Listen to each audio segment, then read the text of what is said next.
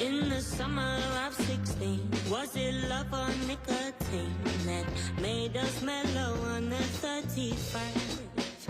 It was penny paradise, just a pretty little lie, and it hit me when I saw you. Hand in hand, cold harbor night. Never take it easy on the PDA. I don't miss you, least not that way, but someone better want me like that someday. Shoulder to shoulder, smile with the bricks and shine, but you weren't that kind when you were mine. JD and Cola, don't even have to try, but you weren't that guy when you were mine. Oh, when you were mine. By the Red Sea, made to measure. I'm shook, but you look good together. I had my hesitation, but I just can't hate them. You're breaking all the rules down Electric Avenue. Oh, I've never seen too many move. Hand in hand, cold harbor lane. Never take it easy on the PDA. I don't miss you, least not that way, but someone better want me like that someday. Shoulder to shoulder, smile with the bricks and shine, but you weren't that kind when you were mine. JD and Cola, don't even have to try, but you weren't that guy when you were mine. Oh, when you were mine. So you smiling, I don't mind it. Even though we had our moments hanging by a thread, don't mean that I could go forget when you were mine. When you were mine. Shoulder to shoulder, smile with the bricks and shine, but you weren't that kind when you were mine. JD and Cola, don't even have to try, but you weren't that guy when you were mine. When you were mine. Whoa, you weren't that guy.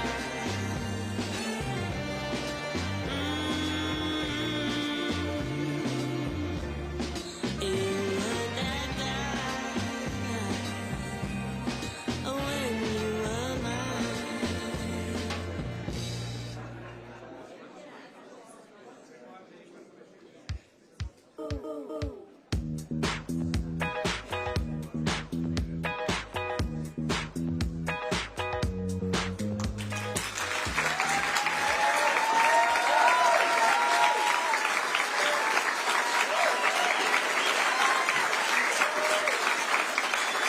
Thank you. Thank you. Well, good morning, everyone. My name is Tom Rutland, and I'm Labour's parliamentary candidate here in East Worthing and Shoreham. Welcome to Lancing.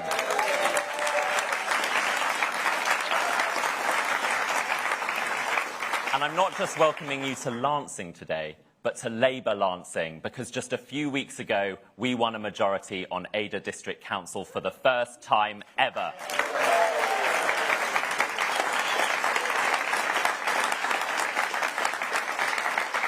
With voters putting their trust in Keir Starmer's changed Labour Party. This is the most important election in years, and right here, we're asking voters to elect their very first Labour MP on the 4th of July.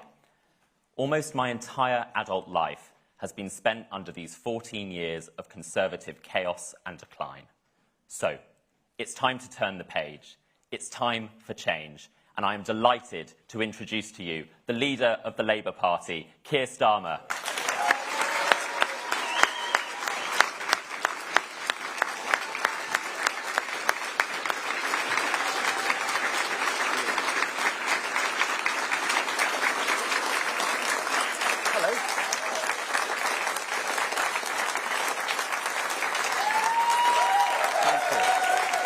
Thank you.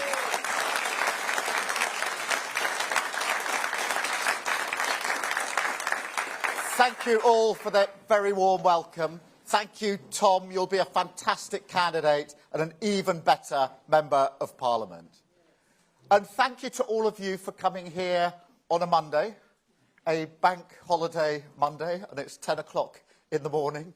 But I suppose at least there's a bit of sun and we are by the seaside. And of course, we're in Sussex, which is a beautiful part of the world, a part I know pretty well. My sisters live in Sussex, and I've got an uncle who lived actually very close to here. And so it is a part of the world I know well. And like everyone, I imagine, my character is shaped by where I started in life. Now, I grew up in a small town, actually not a million miles from here. It's a place called Oxted, on the Surrey-Kent border. Similar to Lancing, I suppose, in some respects, although no sea. But you should go to Oxted on your way back if you get time, or when you get time. And if you do, what you will see is a place that, in my opinion, is about as English as it gets. A mix of Victorian red bricks and pebble dash semis, while all around you've got rolling hills, pastures, and the beautiful chalk hills of the North Downs. I loved growing up there. You could make easy money clearing stones for the local farmers. That was actually my first ever job. You could play football until the cows came home, literally. My first football club was Bolthurst Athletic FC. I was very proud of this. We shared our home pitch with the local cows, which may say something about the way I play football. But not just the beauty or the football, also the sort of quiet, uncomplaining resilience, the togetherness of the countryside. That is the best of British. And to be honest, it's just as well, because you need it. I mean, anyone who thinks that hardship in Britain is found only in our cities, anyone who thinks there's no struggle outside of our cities, yes, even here in the southeast, let me tell you, they know nothing of the countryside. And in a way, my story is testament to this, because it wasn't easy for us. My dad was a toolmaker. He worked in a factory all of his life. My mum was a nurse, but for most of her life, she had a debilitating illness called Still's disease. To be honest, she would have hated being called, or it being called, debilitating, because she never gave up and she never complained.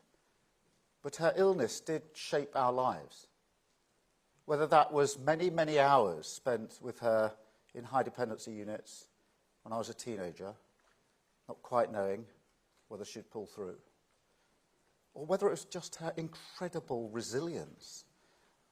Every time she was told she'd never be able to get up and walk again, she was single-minded in her determination. I've never seen sheer willpower like that. For my mum to be told she wasn't going to walk was a challenge she was going to rise to over and over and over again. And that shaped me. And then there was the economy, because, of course, when I was growing up, this was the 1970s. And there were hard times. And I know what out-of-control inflation feels like. How the rising cost of living can make you scared of the postman coming down the path.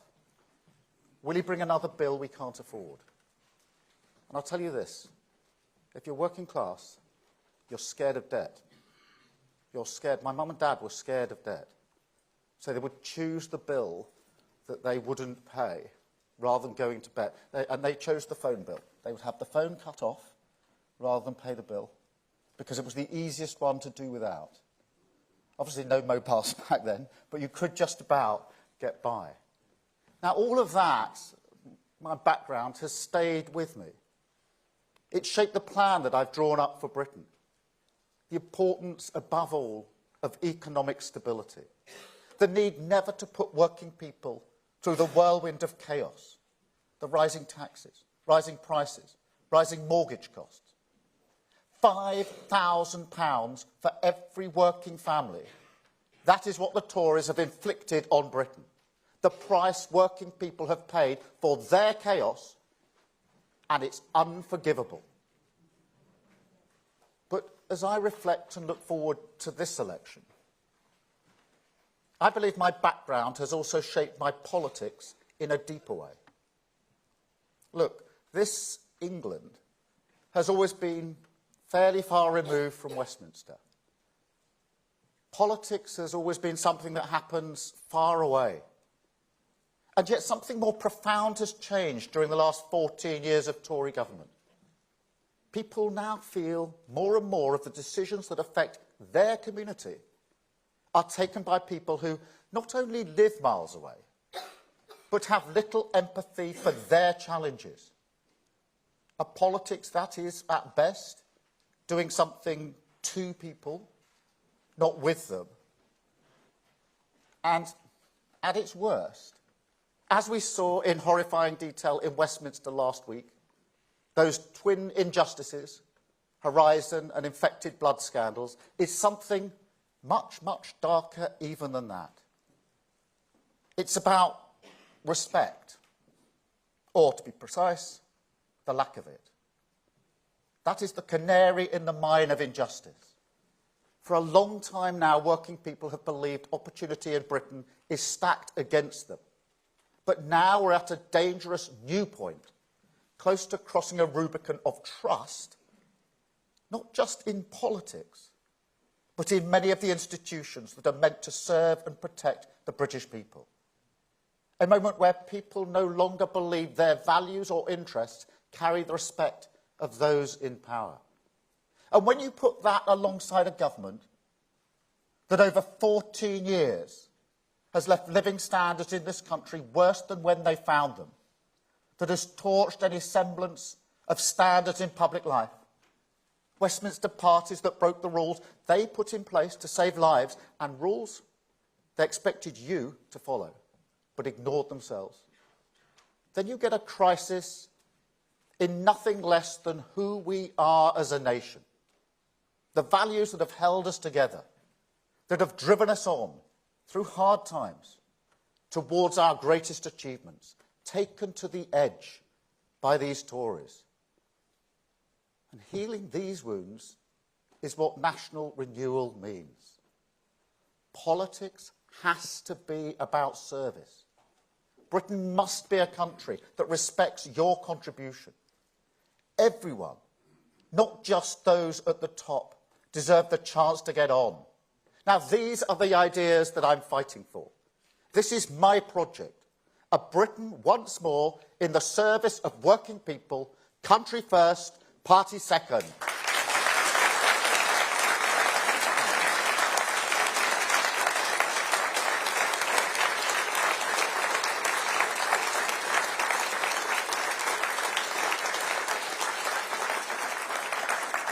Now, I don't know if this is a new politics or whether it's simply a return to something older that used to be taken for granted. But public service is the bare minimum you should expect. And you also deserve the security, the certainty, the basic, ordinary hope that Britain will be better for your children. When I think back, no matter what our struggles, we always had that back in the 1970s. My parents always believed that in the end, hard work would be rewarded and Britain would be better for their children, for me. Now, that may not sound like much to some people, but you can't underestimate how important it is for working class families like mine. How much it comforted my parents, particularly towards the end of their lives. It gave us a hope and a stability that we could build our lives around. And I believe it's what working people want now more than anything. They want to believe in the future. They want, when they say to their children, work hard and you can achieve anything, for that to feel true.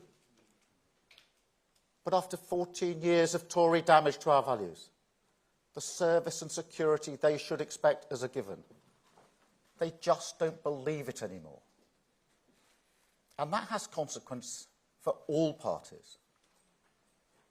Look, whatever the polls say, I know there are countless people who haven't decided how they'll vote in this election.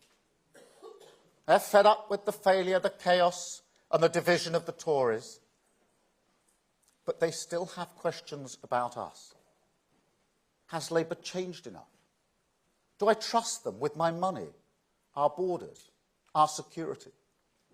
My answer is yes, you can, because I've changed this party permanently.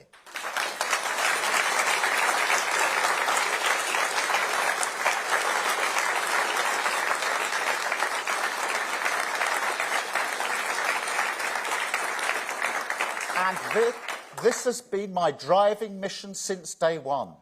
I was determined to change Labour so it could serve the British people, give them a government that matches the ambition that they have for their families and their communities. And the very foundation of any good government is economic security, border security, national security.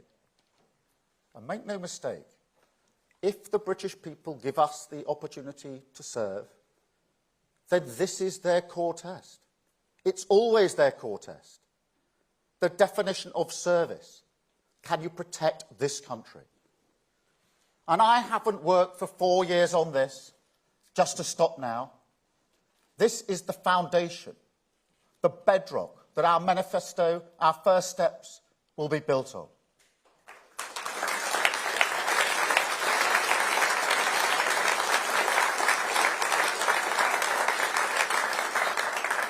And then on that foundation, with an end to the Tory chaos, we can start to rebuild our country. Step one, economic stability, the very foundation of growth, with tough spending rules that mean we can keep inflation, taxes and mortgages low. Now, I don't know about you. I am fed up of listening to the Prime Minister tell you that we've turned the corner. Turn the corner. This is a form of disrespect in itself. Taxes, higher than at any time since the war. Chaos, hitting every working family to the tune of £5,000. And a Prime Minister prepared to do it all over again. Now, he says he wants to get rid of national insurance. That's £46 billion that is currently used on your pension and the NHS. And he's not prepared to say how he'll fund it. That means at this election, either your pension is under threat, or he's prepared to blow the economy up all over again. He hasn't learnt a thing. And working people need stability. They want things to improve. They want things to move on. They want change. But they expect you to take care of the public finances as well. Because if you lose control of the economy, it's working people who pay the price. Liz Truss lost control of the economy, and working people paid the price. A week after that mini-budget, I went to Wolverhampton, and I saw a couple. They had one child, a 3-year-old. They'd made the decision they wanted a second child. They'd found a new house that they could move into for their expanded family.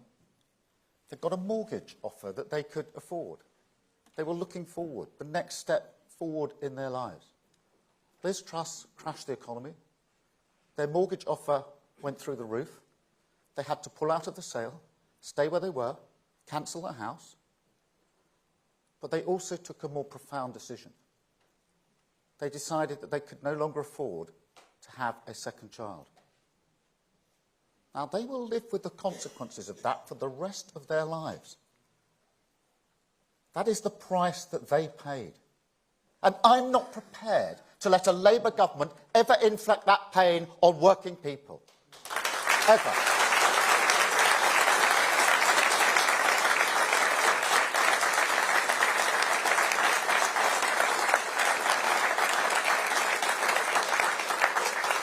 And that's why stability is our first step, a non-negotiable pact with working people, a symbol of a changed Labour Party ready to serve our country. Step 2, we will cut NHS waiting times. 4,000 extra appointments every week, paid for by cracking down on tax avoidance and non-doms. Step 3, we'll launch a new border security command with new specialist investigators, new resources and new powers, including counter-terrorism powers. These vile criminals are making a fortune putting vulnerable people in boats made to order and sending them across the busiest shipping lane in the world.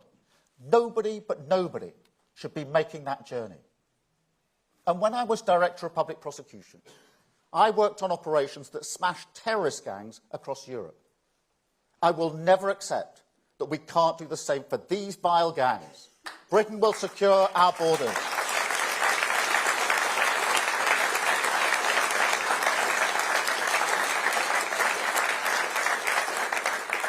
As step 4, we will set up Great British Energy, paid for by a windfall tax on the energy giants who made record profits while your bills went through the roof. A new company owned by the taxpayer, making money for the taxpayer, harnessing the opportunity of clean British power, making us energy independent so Putin can't put his boot on our throats, and cutting bills in your home for good.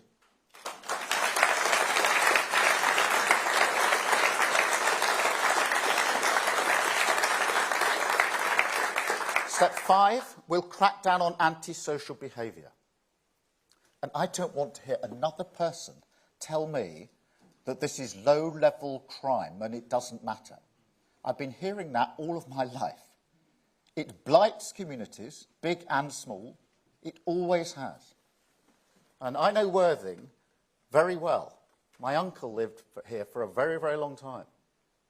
And I walked around a few years ago with the police here and talked to some of the people on the high street. And they told me in no uncertain terms the impact of antisocial behaviour and how it was affecting them. So we'll get more police on the streets in your town, 13,000 new officers and community support officers, paid for by cutting down on wasteful contracts. And step 6, we'll also get 6,500 new teachers in the classroom, paid for by removing tax breaks on private schools, a down payment on an education system that we will reform with more creativity, more confidence, more resilience for all children. Now, I was the first in my family to go to university. I know the power of education, and every child should grow up believing that success belongs to them, that they don't have to change who they are just to get on. That is the Britain we will fight for. Labour will deliver opportunity for our children.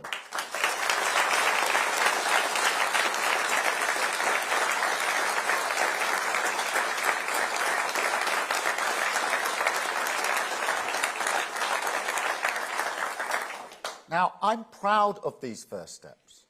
They are a new path for our country, a plan that will turn the page, deliver stability and change.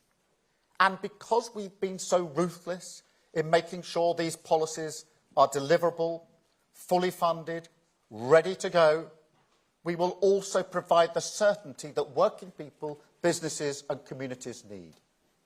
A clear direction, not the endless spinning around that successive Tory governments have subjected us all to.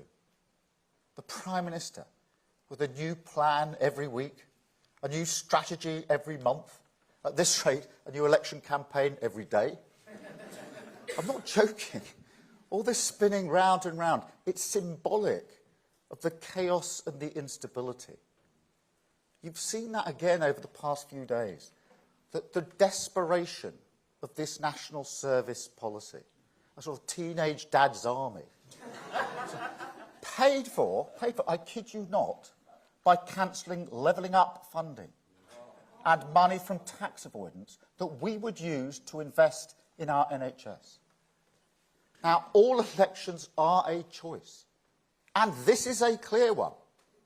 Levelling up and the NHS with Labour, or more desperate chaos with the Tories. That is the choice.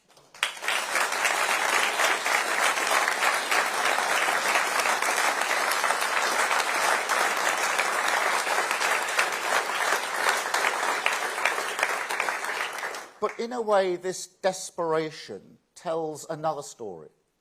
It underlines how elections are about more than individual changes and policies, but about values, temperament, character, and a bigger question: whose side are you on? Who do you hold in your mind's eye when you're making decisions? Now, everything I have fought for has been shaped by my life. Every change I've made to this party has been about a cause. The answer to that question, the only answer, the working people of this country delivering on their aspirations, earning their respect, serving their interests.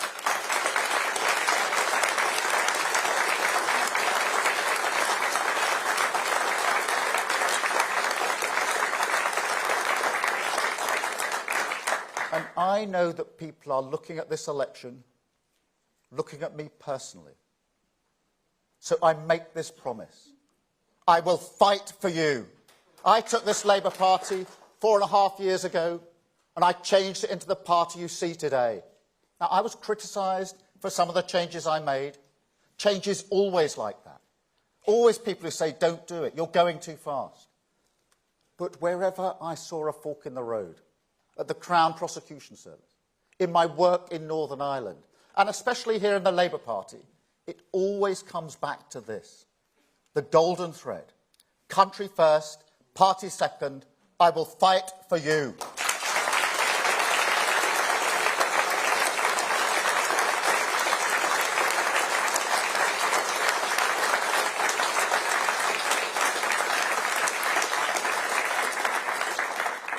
Because you cannot restore trust and respect with the politics of protest. You cannot move our country forward with gimmicks and gestures.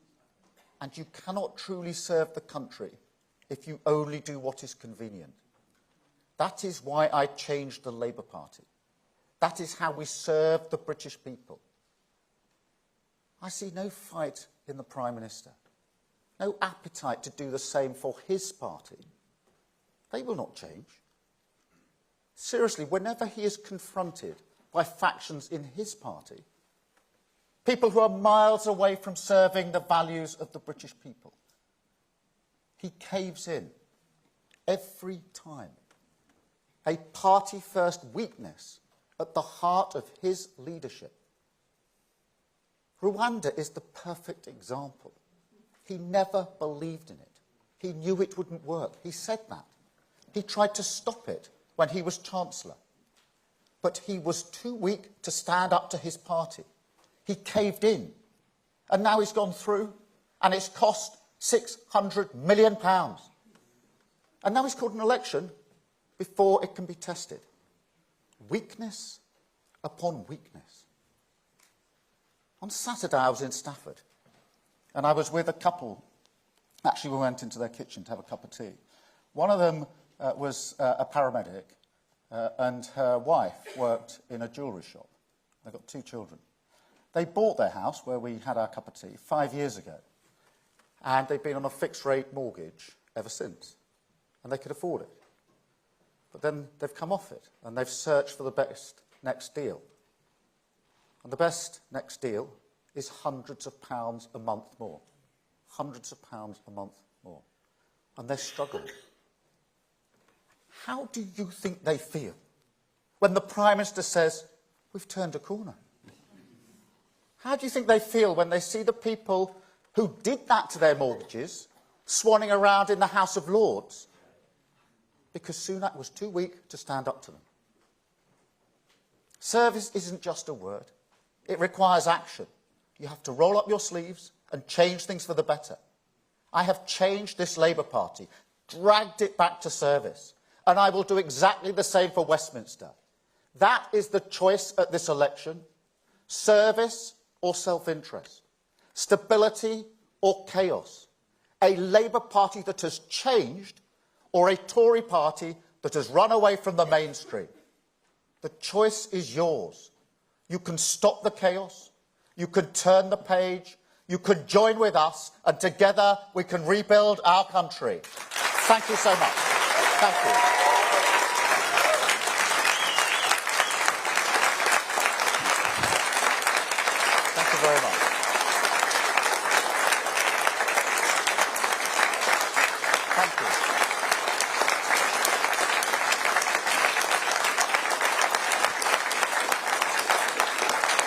Thank you very much.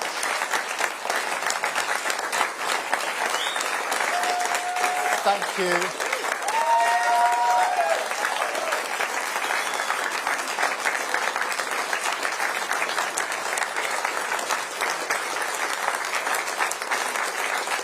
Thank you. Thank you. Thank you very much. Thank you. We're now going to take some questions from the media. I've got a list here with hopefully everybody on. Anushka from ITV first, please. Anushka. Drop the mic moment. Yeah, sorry about that. Keir Starmer, you've had a pop at Rishi Sunak. Well, the Conservatives have been having a pop at you. They say you're too weary for this. They have suggested that you may not be too tough enough. You might get too tired in this campaign. What do you think they are getting at, and how would you respond? I think they're just so desperate. They're rummaging around in a sort of toy box, coming out with military service. I mean, it really is desperate. The difference is this, I mean, politically, it is really important. We've had a strategy, we've had a plan for this election that we've worked on for 4.5 years. And we're executing, we're working to our plan and our strategy. I realise that may be something that the Tories don't recognise, a strategy, a plan that you stick to. But that's what we're doing, and we're going to continue doing so. Thank you very much. Chris, BBC. Thank you, Chris Mason, BBC News. Keir Starmer, you've been leader of the opposition for 4 years. Isn't it a bit late to have to be? Isn't it a bit late to be having to tell people who you are and what you stand for? Chris, I don't think you can ever repeat enough who you are and what you stand for. And some of the stuff about my background, my mum and dad, and the impact that they have had on me is stuff I've said many times over.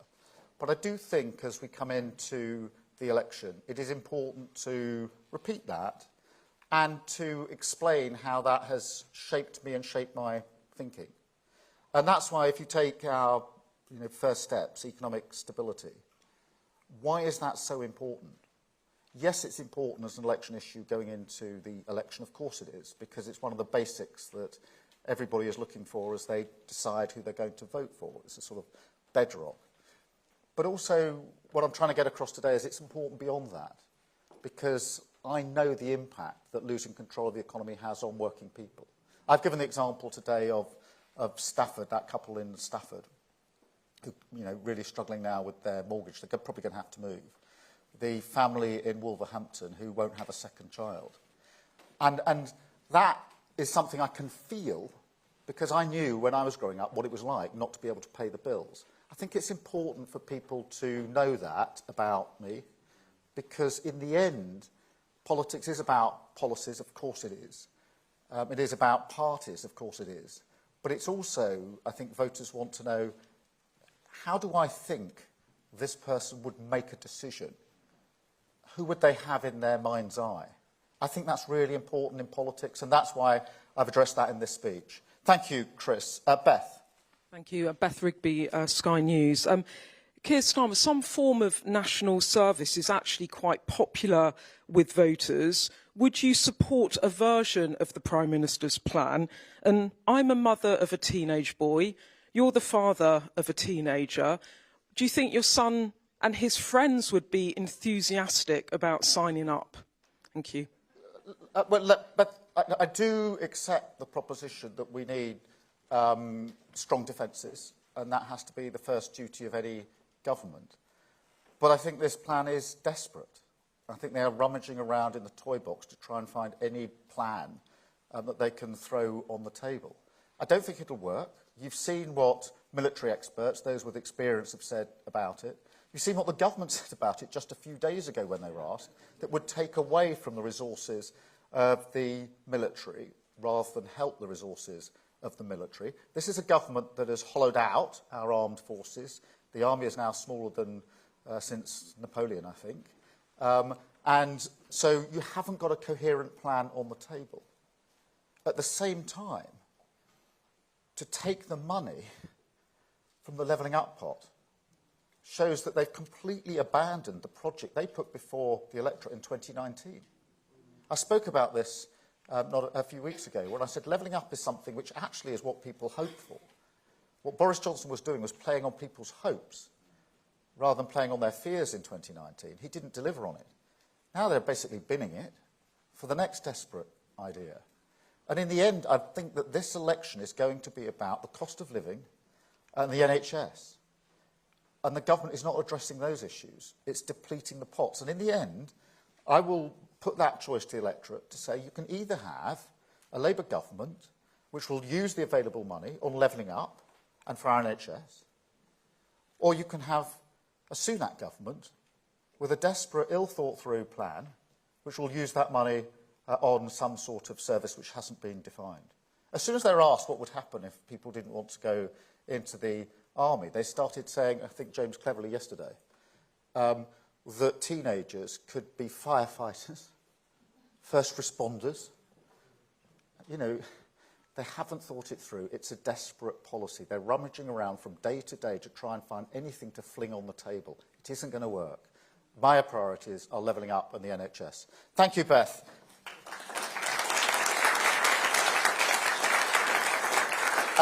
Paul from Channel 4. Paul. Morning, Sir Keir. Look, 2 months from now, you might be Prime Minister, the man making those difficult calls. Well, overnight, there are reports of dozens of people killed or injured at a refugee camp in Rafah because of blasts which authorities in Gaza say are down to Israeli airstrikes. As UK Prime Minister, what would you be saying right now to Israeli Prime Minister Netanyahu? Stop.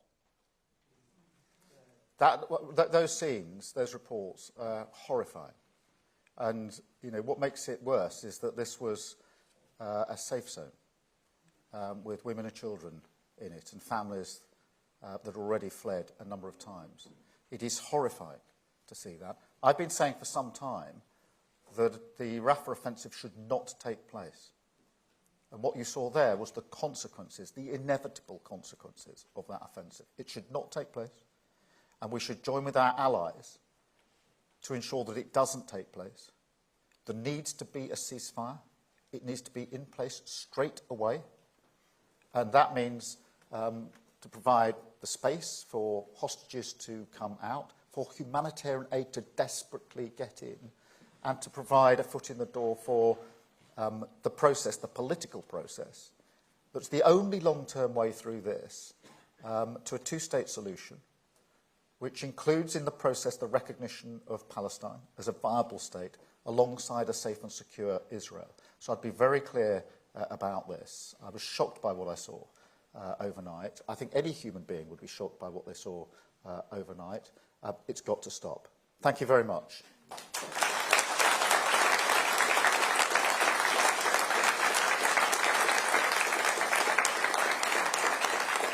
Catherine, from GB News. Thank you, Catherine Forster, GB News. You've talked about border security. We've seen 10,000 people make that dangerous crossing already this year. The government very clearly hasn't stopped the boats.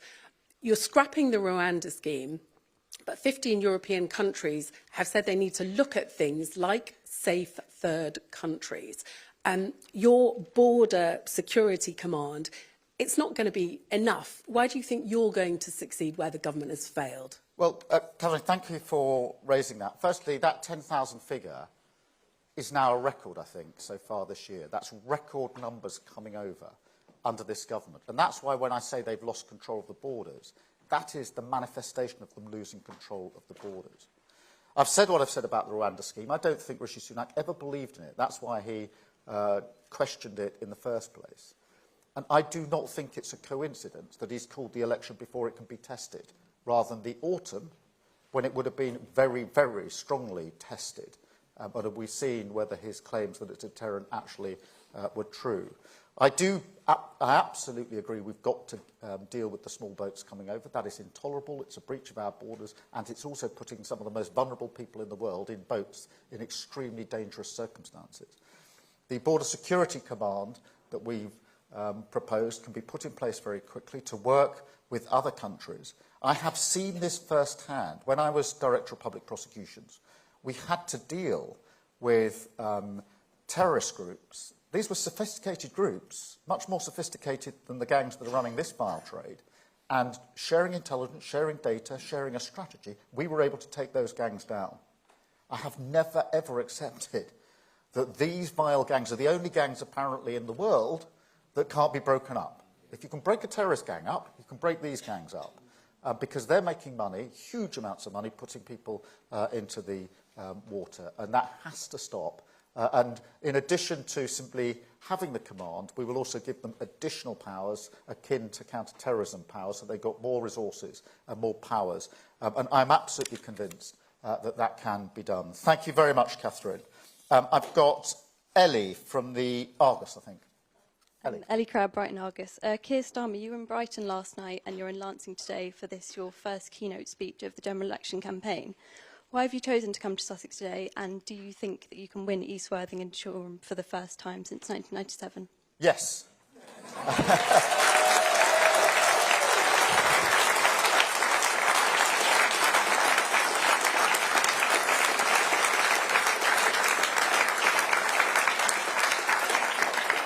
Yes, I do, and it's important to me on a number of fronts. Firstly, I think we're really making progress here, as Tom set out in his speech with the recent results. I detect that yearning for change here in Sussex. It is the southeast of England is where I grew up, and I'm determined that we will make progress in the southeast of England, because I know in my heart, I know from my background, what so many people in Sussex want from their lives, for themselves, for their families and their communities. So yes, we're here because we want to win, and we want to make that positive case for the future of our country. And it comes down to this. It's a choice really at the election, whether to give 5 more years after these 14 years of chaos to the Tories. 5 more years of chaos. They're not going to change. Sunak's not going to take on his party in some miraculous way and change his party. They're going to carry on just the same for 5 years. Or turn the page and rebuild our country with Labour. And that's the argument we make here in Sussex. It's the argument we make across the whole of the country. And that is the choice at the election. Thank you so much, Ellie.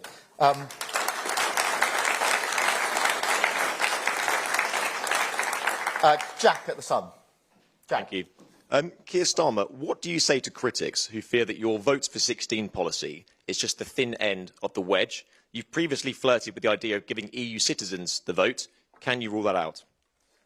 Yes, but on the 16 to 17-year-olds, I strongly believe that if you can work, as you can when you're 16 or 17, if you can serve in our armed forces, if you pay your taxes, as you do if you're working as a 16 or 17-year-old, you've got a right to say how those taxes are going to be used.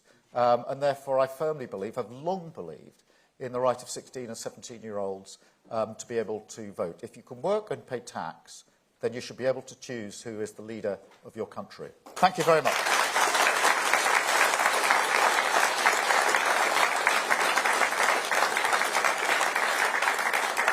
Alita. Hi, Keir.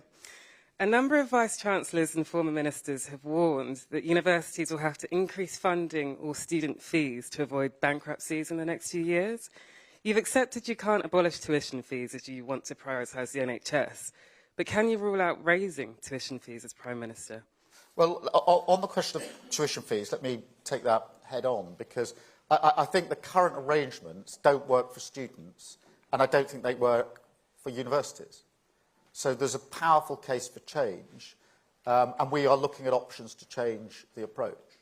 Now, abolishing tuition fees is one option. And I said 5 years ago, or whatever it was, that I would want to do that. But now there's been huge damage to the economy done by Liz Truss and the Tories in the last 5 years. And difficult choices have to be made. And abolishing tuition fees would cost a huge amount of money.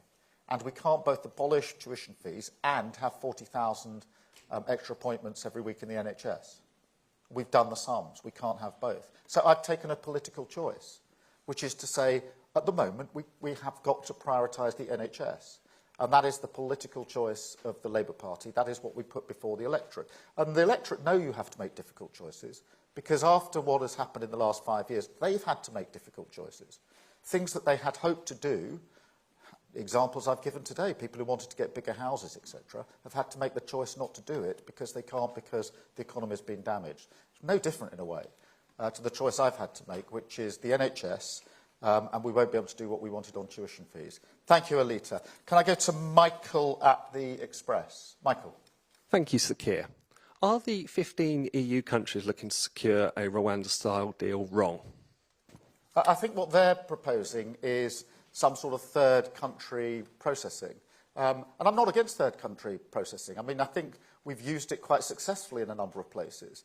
Afghanistan, although it could be much better in relation to the Afghanistan scheme. You remember what happened with the Taliban just 2 years ago, the horrifying scenes. Ukraine, there are examples where it can work well, but there's a difference between processing at the point where people are in Afghanistan or whatever, and simply deporting people to Rwanda. There's a fundamental difference. But we long supported Ukraine, we've supported the Afghan scheme and other schemes like that.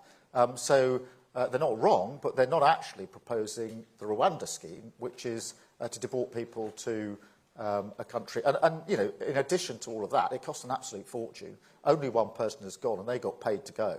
And the Prime Minister doesn't... He spent £600 million on a scheme he doesn't believe in. I mean, that really ought to get people pretty riled. Thank you, Michael. Can I go to Kamaya, please, at the Mail? Kamal Jaffer, Daily Mail. What is your message to private schools and the parents of pupils there who are concerned about the changes that a Labour government would bring? Well, firstly, that I completely understand that many parents work hard and save hard to be able to send their children to private school. I know that, I respect that, and I understand that. But there are difficult choices to be made. At the moment, we don't have enough basic teachers in our state secondary schools. Rishi Sunak says he wants maths to 18. That's a fine idea. But at the moment, we don't have enough maths teachers to age 16 in our state schools. And I've got to answer the question, because you'll press me on it if I don't. If I'm going to have 6,500 extra teachers in our state secondary schools, as we will, how am I going to pay for it? And so the tax break for private schools has to go, and that will be used directly to fund those places in our state secondary schools. I understand the aspirations of those that work and save to send their children to private school. I also understand the aspirations of those that send their children to state schools, as I do. And it's about that basic question. It's intolerable for me to see teenagers without the teachers they need in our state secondary schools. That's intolerable. That isn't just a 1 or 2-year problem. For them, it's about the rest of their lives. As they go through their GCSEs, my son's doing it at the moment, or their A-levels, it really matters. So that's why we've done it. I completely understand families who save and work hard to send their children to private schools. But we have to answer the question, how are you going to ensure you've got the right teachers in your state secondary schools so that everybody has the chance that I believe they should have to get on in their lives? Thank you so much.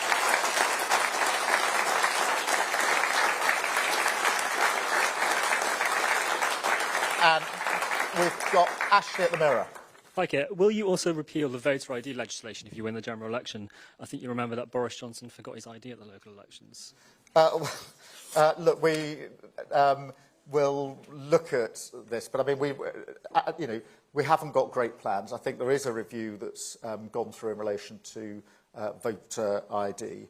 But at the moment, I have to say, my priorities are the economy, the NHS, and the first steps that I've set out. Thank you. Can I go to Amy, please, at the Telegraph? Amy. Hi, Amy Gibbons from The Telegraph. Just coming back to those Tory briefings, they've called you weary and sleepy, Keir. How do you respond to those charges specifically? How would you characterise your energy in this campaign? And just very, very briefly, we heard things can only get better blasting out in Downing Street as Rishi announced the election. But most people associate that with Tony Blair's Labour. So what do you think your anthem should be for the election for a changed party? Well, look, let me... You've seen the energy that not only I, but the whole team are putting into this election. We've been waiting for this for 4 years. I've had a smile on my face since the 1st of January 2024 because I knew this was going to be election year. I've wasted 9 years of my life in opposition. I've worked 4.5 years to change this Labour Party, and now I've got the chance to take that to the country. So we're doing that not only with energy, but with a smile, with the positivity across all of our candidates as we go into this election. And I would just gently say this, that the idea that a man standing in the rain without an umbrella claims that he's the only person with a plan is farcical, to be fair. And as for the song, well, we don't get ahead of ourselves in the Labour Party. We have to earn every vote as we go into that election. And I know we've got to earn every vote as we go into that election. Thank you so much. And then Max, please, from The Times. Hi, Max Kendix at The Times. You've said there are people who still have questions over Labour and feel they can't trust the party. Can you also recognise that people have questions about you personally, that you don't command the enthusiasm from the public of many other opposition leaders before you? Well, let me take that head on, because when I look at the opinion polls, when I look at what people say about the Labour Party, when I look at what people are saying about this election, by and large, there's a consensus that this changed Labour Party is what has put us in a position this time to win, where we were so hopelessly not in a position in 2019. So it's that changed Labour Party. Now, that is my mission. That is my work. That's what I've been doing for 4.5 years. And I'm very proud of that work.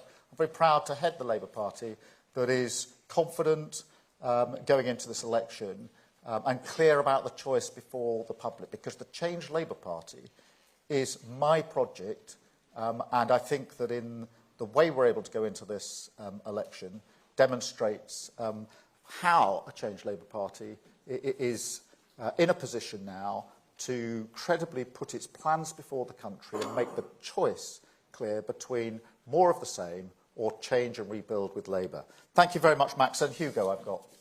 Thank you. Hugo Jai from the iNewspaper. For the past 7 or 8 years, a number of high-profile Labour mayors around the country have been challenging the Conservative government, taking on the Conservative government. If you win the next election, are you ready to face a challenge from the likes of Andy Burnham, Sadiq Khan, the Labour government in Wales, and are you ready to say no to them when you have to? Yes and yes. I mean, I would expect them to challenge me.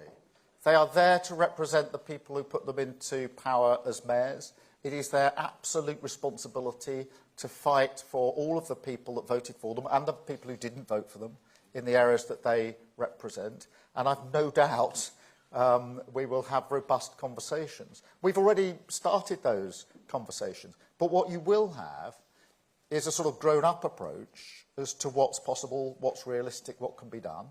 And you will have a Westminster government, if you were privileged enough to come in to serve, working with our mayors.